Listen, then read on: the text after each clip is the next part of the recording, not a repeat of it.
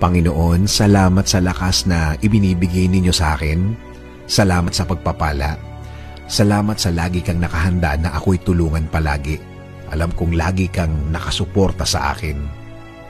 Kahit ang nasa harapan ko ngayon, ang mga nangyayari ngayon, ang mga problemang nasa buhay ko ngayon ay hindi ko maintindihan.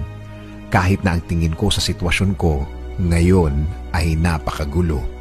Sa iyo pa rin ako aasa, sa iyo pa rin ako kakapit because you said in your word that you will always be there for me with a helping hand.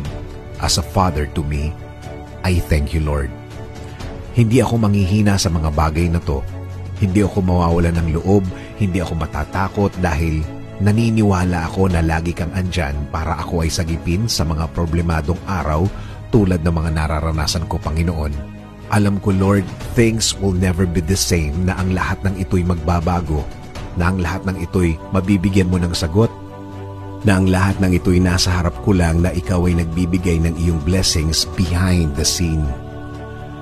Dahil alam ko, Lord, na ako'y bahagi ng iyong plano, plano para ako'y mapunta sa mabuti, plano para mas mapaganda ang kinalalagyan ko, plano para hindi ako masaktan, at plano na ikagaganda ng aking buhay, Panginoon.